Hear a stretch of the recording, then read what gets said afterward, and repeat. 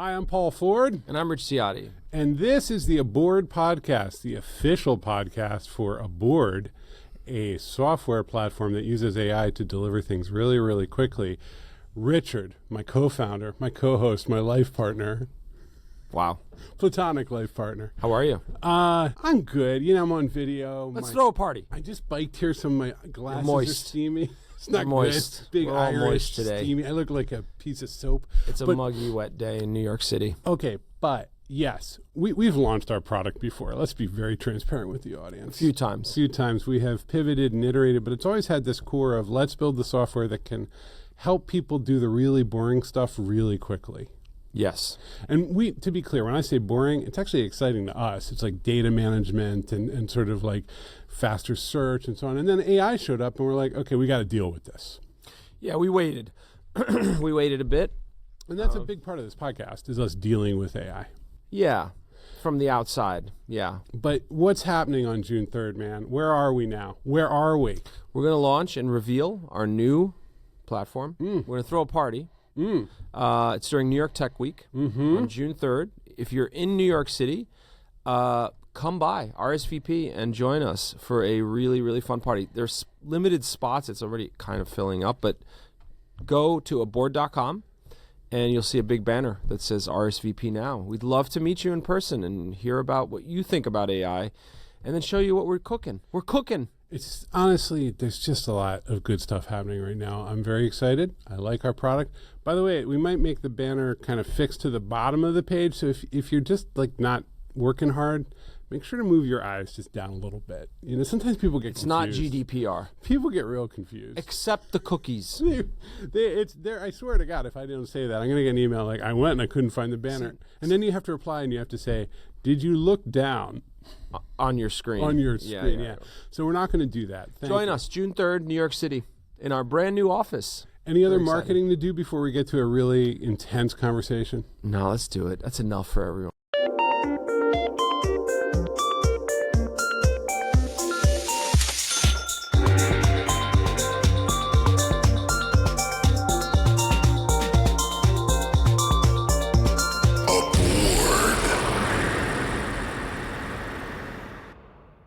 Okay, so 8 months ago, we had a podcast. We had a couple. There are some strong ones 8 months ago. There's one where I came in and was like, how are we going to run this company if Trump wins? And you're like, not going to happen, man. You just got to relax. Chill. Yeah. So here we are. So if you're curious about how we resolved that, here we are. That was one. But another one that was really about 8 months ago, this company Klarna, which is a Swedish company. Fintech company. Fintech and payments and processing and so on. Yeah. They have one of those like thinky CEOs, sort of, you know, like the Coinbase guy, like these guys who like get out there and just have big ideas. Okay. Unlike us, we have lots of little ideas, but we put them together. We glue them together. Yeah. And this guy was like, look, AI. That's how he said it with a Swedish accent. Game over. I'm not going to do a Swedish accent because even that's probably the least problematic of all accents to do on a podcast. I've had a lot of HR training. But he said that. He said that with a Swedish accent. And he said, no more. We're not going to hire any more of these people, these engineers. I think he said he wasn't going to hire a lot of different kinds of people, support people as well. I think he was like, we're all in. There's no need, less humans, be smarter with what you're working with. Let's roll with these bots, right? And so what is the upshot of that? Now, the upshot of that, which was positive, is he didn't come in and fire everybody. Like, he was just like, look, I think we can, and this is always a move when you've grown a little too fast, is you say, hold on a minute, hiring freeze. Nobody has to go home. But there's also these great tools. Let's actually use what we've got. Let's like, and part of the argument back then was, oh my God, you know, we've spent so much on Salesforce, and that's not the right tool for the job. Yeah. And now we got these new tools. Let's build the custom stuff that we really need. That works for us. Yep. And then what does he announce? What does he announce just like a few days ago? Okay, so fast forward, he put this initiative in place. He announced that he's hiring people again. Hiring engineers because it turns out the code isn't quite up to snuff. And he's hiring support people because sometimes customers want to talk to a human being. It turns out when your payment processor is like driving all your revenue and bringing all your money in, you'd like to know. You might want to talk to like a guy named Sven.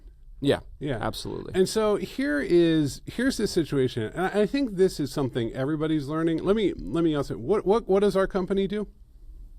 We ship software that's been built much more quickly, much more efficiently, much more cheaply with AI. With AI, we sort of set up the scaffolding, but the code itself isn't necessarily written by AI. I think Correct. I want to keep making that. Well, it'll be more clear after we launch, but I want to keep making that distinction. What's our who we just hired?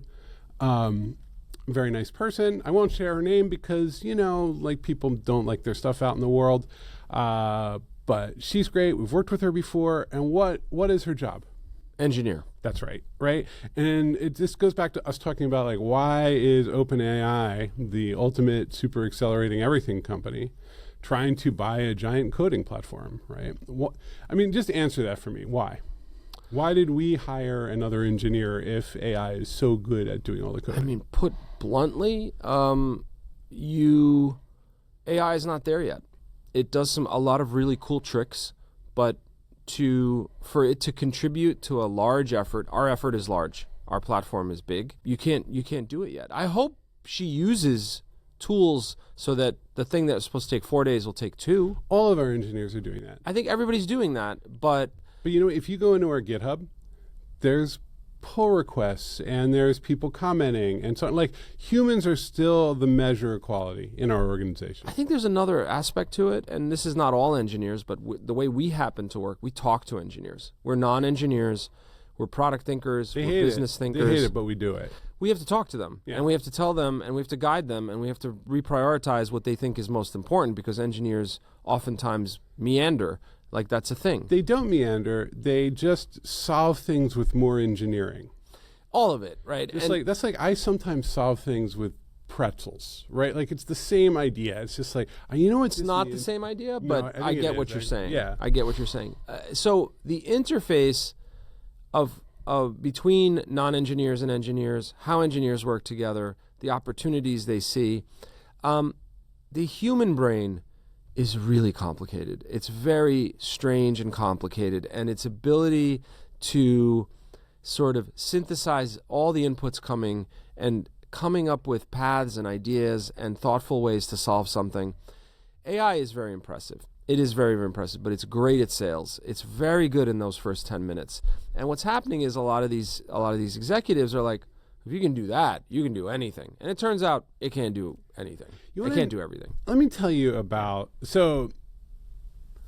there's one executive skill that you develop, and I think it actually differentiates. Executive as in business or executive function? Because that's like a medical term too, I think. Function I'm still working on, but in business. Pretzels. Yeah, exactly. 80%, there's the old joke, okay, and I'll let you finish it. We got the first 80% of the project is done. How much is left?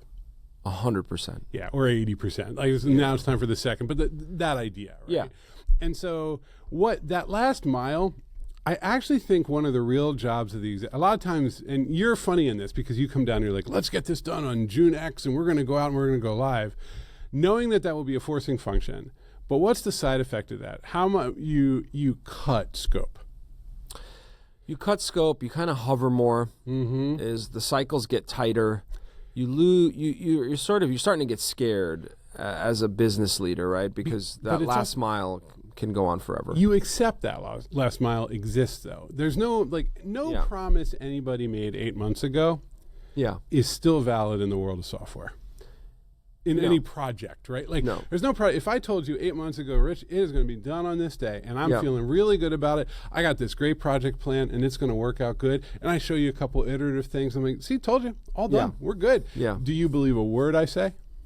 No. And I could be the best engineer in the world. You can't as an exec because you know that 8 million creeping bugs are coming for you at the end, and you'll never see them until the users show up and the testing gets serious. And so on. They just won't show up. And so what's funny with Klarna is I think the guy took a big swing. I think he said, hey, this is coming. Let's get out in front of it. The market's going to think that's really exciting. And I wanna, why hire a bunch of engineers if they're telling me we can use this stuff to get stuff done? And then I think he started sort of trudging down the infinite last mile. I think he got a double hit. I think two things happen. One is, and I'm going to apologize in advance to all engineers who listen to this podcast. No engineer has ever told me, I'm going to get this to you 5 weeks early. Like, what else you got? No engineer has ever said that to me in my entire career. No one has ever said it. Instead, they will, some are very reliable and they hit their dates, but they show you more on the date. They never say, I did what you asked. Now I'm going to stop in case you have anything else to offer. Yeah. No, what they do is they're like, you thought it was just going to be pea soup, and I cooked up a rack of lamb, and I'm allergic to lamb. Yeah. But they cooked it anyway. Well, you're not allergic to lamb, are you? I'm Lebanese. I mean, that would be a crisis in your family. I would have heard about it. Yeah, you would have heard about it. So problem one is that he made this declaration, and he assumed that the engineering group within his company was going to translate that into coming back to their managers much earlier and saying, I've got extra cycles. It never happens. That's problem one. That's problem one. All right, let's come back to that in a minute. But what's problem two? You probably have a lot of problems. Problem two is you can't parachute code that has been vibed into large-scale software platforms. You better make, and so what you end up is back to square one. So it's spitting out code, which is the efficiency bit. But if your engineers are, they're shifting from coding to code review. So they have to comb over all of it, or they just push it through recklessly, and you actually end up with more problems. So I have a third problem. You have a third problem. Yeah. So that's a hell of a double whammy. And I have a lot of thoughts as to why this guy did this.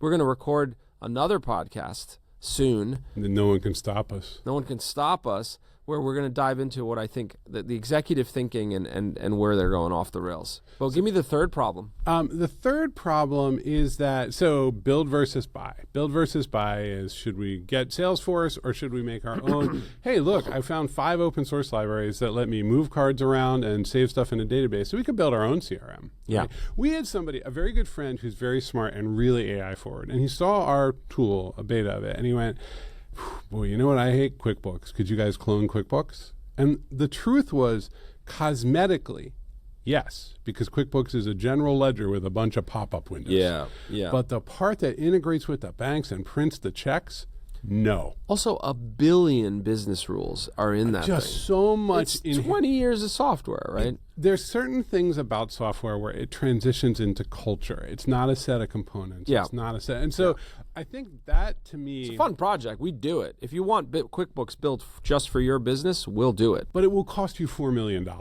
And not if you enter coupon code, need it bad. Aboard 20. Aboard 20. All right, this is one guy, one company. He took a big swing, and now... Took a big Swedish swing. And to his, I don't even know, I guess it's a soccer country. There's probably some weird specific Swedish sport, like gooseberry eating, that I just don't know about. But regardless, furniture is their national sport. But thank you for that reaction. Yeah. I needed it emotionally. Yeah. Okay, so the guy, he's a big pronouncements guy, and now he's like, I was wrong, which is, the CEOs love to admit when they're wrong, because then they get to, humility. Everybody goes to him, you're so humble, and he's like, geez, this is what I do. You're the CEO of this company. Yeah. All right, so, okay, so another anecdote in this wacky world of AI. Well, it's really not. Like what they're finding, and we're seeing this too when we talk to people, is that companies that are rushing to AI are not finding like the returns that they expected. And that's not surprising at all. IBM did a survey. By the way, when IBM calls you to do a survey, do the survey. Yeah, Don't just skip over it. I always do. Right. They're great guys. Good guys. Yeah. Surveyed CEOs report that only 25% of AI initiatives have delivered expected ROI over the last few years. ROI being return on investment. It's so inspiring when you read it that way. And only 16% have scaled enterprise-wide. Okay. AI's been around for a couple of years now. Okay, wait a minute. That is very different than what Sam Altman is telling us. Well, I don't know what Sam Altman said recently. He says a lot of things. I think he's in Qatar now. But here is what I think what the promise is don't hire anyone, don't do anything. use this technology and you will get there so fast. Like we're saying this. We're saying you're going to get there a lot faster. We're saying this on this podcast. We are. What is 16? What are we? We're going to get you there 16% of the time faster? No, No, it's not. Here's the issue. The issue is there's a few issues. I think the main issue is structural and cultural within big companies. That this is a tool is actually it is a grassroots technology. It really took off not by the corner office buying it and deploying it. It took off on people's computers and phones, right? That's a very abstract. What is another grassroots technology? What's in your head here? The web. Slack. Slack is a little, like, Slack was not killing it with enterprise sales to CTOs. Slack was like, oh shit, everybody in my company's talking over here. Even more so, it was like, we failed at making a game again. Yeah. Let's take the chat tools we've built and at least get some money out of this bad boy. There are many examples of routing around the bureaucracy and culture of a company. A lot of software gets pushed out. Now, this one was nuclear, though. For pause for a sec, because people don't know this. Like, the web was not welcomed. It was nerds. Scary. Nerds put spare computers in a closet. Yeah. In their colleges, hooked up to Ethernet cables. That's right. And they ran a little server on it, and then that server might link to another server, and kaboom. That's right. Then the second version of the web, Web 2.0, was literally like everything had kind of melted. The Pets.com puppet had died and been buried, and we were all grieving.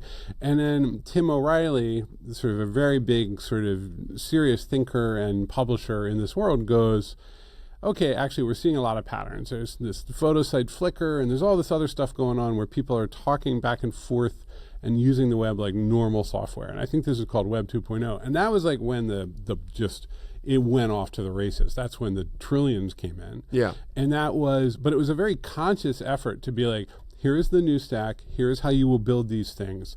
This is what's going to go on. And this is like in the early to mid 2000s is when this starts to take shape. Yes. Okay, so to me, if you say AI is grassroots, I don't actually think of it as the Slack technology because the companies are so big. They have hundreds of billions of dollars, and they tell me over and over that it's the best thing ever, and they're the future of the operating system. Their products all suck, but the chatbots are kind of cool. Mm-hmm. And so, but you're telling me it's grassroots. So like, what I mean by grassroots, I mean I say this in the context of grassroots makes it sound like it was started in Northern California on a farm. It wasn't. Yeah. Well, close to a farm, maybe. Kind of, yeah.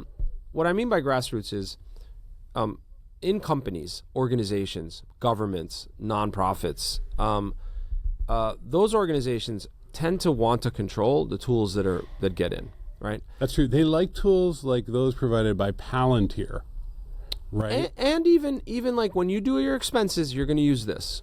Salesforce expense boring, cloud. Crappy stuff. Why? Because a lot of times these organizations have to comply with certain laws, have to report their accounting when they file their taxes. Like, it's complicated. It's messy and shitty and complicated. It's just the nature of bureaucracy, too. Everything sucks, so we're going to get this other thing that kind of sucks, too, but you're all going to behave just the way you used to behave, but we're going to be a little more compliant with that thing. That's right. Yeah. Email. Like serious big law firms they have oftentimes use certain email clients that are really weird and buttoned down. I love the signatures from a lawyer. A lawyer, like the lawyers. The disclaimer at the bottom. Like, these are tools that are necessary. And so AI shows up as a tool. I can get my expense account out. I can get my Amex out. And I have a tool. And I write responses to my customers regarding a reminder for some event. And I want to write better emails. And I didn't ask my boss. I don't have to ask my boss. It's a tool I have. I can install it. Now, mind you, some organizations don't let you install software on your This is real. The average desire, I would say, throughout an organization like, let's say, General Electric, to bring in a chatbot 2 to 3 years ago. It could take months. To do months. There's none of that, please. That's right. And so what you have is a lot of tools that make their way out by appealing to the end user rather than to the buyer at the company or the organization, right? They start there. And why? Because those tools can, if they're good and they're really additive, it's a much shorter path. You're just routing around the paperwork effectively. Mm-hmm. And AI is probably one of the most extreme examples of that because everybody just started doing it. Everybody just started using it. Like the paralegal at the law firm was like, I don't have to do this shit as slowly as I used to. I'll use these tools. Humans can't, when you give them that out, they're going to find, we're watching, we're watching our friend Clay Shirky, who was on this podcast, just had a big piece in the Chronicle of Higher Ed, and he's, just kind of coming clean, just like he did on the podcast. He hasn't been covering anything up. Like, we don't know how to put this back in the box. It's too much, right? Because the students just are not putting away. You Correct. can say, like, hey, we all need to get our pencils out and do this the old-fashioned way, and they're like, why? Right. So the corner office, the big, floor-to-ceiling glass, they're always late to these things. Well, and also just like colleges are big bureaucracies too. Like, can we please? Colleges are big bureaucracies. So General Electric's a big bureaucracy. These are companies that just move slow. They're not really playing with toys. Like a lot of times, these executives are like, my teenage daughter has been using these tools. I feel like they could be additive. Like you often hear that. All right, so we're over here. We got the big companies saying no, but we got Klarna saying yes. So put those worlds together for me. Okay, so Klarna. And there are others, by the way, where they're like, get in there. This is tons of efficiency, tons of opportunity. Do it. I'm tired of pouring money down a hole because things are slow. There are certain CEOs of big companies that like the new thing because they think they're going to find more efficiency. They like the new thing. Yeah, especially tech. I want to end this podcast by talking about sim racing gear. Absolutely, this will bring a lot of people in and make a lot of women are going to get really excited by this story. From the outside looking in, there is an appeal to me to sit in a car seat in my basement, big wraparound screen, rumbling speakers under my seat, and I'm able to drive in a simulation and feel really great about myself. Except that you don't have a marriage anymore, but that's okay. That's true. Yeah. Downside number one. If you bring that into the house, no, it's not a good scene. It's not. It's got to be in a different apartment. Yeah. When you get the different apartment for your sim racing gear, other things have gone wrong. By the way, I don't want to derail. I'm glad your marriage is Let me great. finish this thought. I could not. I thought this through. I was like, this is great. It's a hobby. Building it is fun, and then I'll drive a race car in my basement. And I was talking to a friend about it. And I said, I think I'm going to do this. It just checks all the boxes. You know what he said to me? You're a huge loser. He did say that, actually. Yeah. And then he said, you're going to use it 4 times. This is the problem. Right. I will say, now there are hobbies. Like I got into piano and stuff. Yeah, and my wife watched me bring large devices into the house and was like, is this about dopamine? Yeah. What's going on here? Yeah. Well, you got a good wife. I do. Yeah. But when I went and started taking the lessons, I noticed everybody like relaxed. They're like, okay, he's trying. Okay. He's working hard. It's your thing. My point. So to bring it back, but you're right. Klarna, You would not spend 4 hours a day in the racing rig. I would probably bail on it. And what that means is you got to be calm and thoughtful and really think through big declarations like this guy did 8 months ago. He didn't think it through. He didn't understand the inertia of humans working together and how powerful it is. And I have to give him credit. He's acknowledging, he's like, I kind of overshot here, and it's not going to work as easily as I thought. I think that is the mistake that's happening. There's paranoia and anxiety right now. Like, I got to get AI into my company. And people are rushing to it and not putting, like, real thought into how it insinuates So what the hell should somebody do then? They're just caught in the middle. We're going to talk about that in the next podcast. All right, let's talk about it in the next podcast. So everyone just, boy, what an exciting, it's like a cliffhanger. An unbelievable This is like Game of Thrones. Oh, yeah. Except not Game of Thrones. Hit us up at aboard.com. If you go there now, you'll see the RSVP for the event. Join us for the party. I'm a dragon. We're also going to reveal a lot of this platform timing-wise around the event. So if you can't come to the event, you're going to learn a lot about Aboard. And there'll be a very good actual type things in the box. Cool stuff happens demo on the website. So just prepare yourself. Also, give us 5 stars or whatever, thumbs or whatever body parts. Don't. Okay, we're done. We're out. Have a lovely week. Hello at aboard.com. We love you. Talk to you soon. Bye.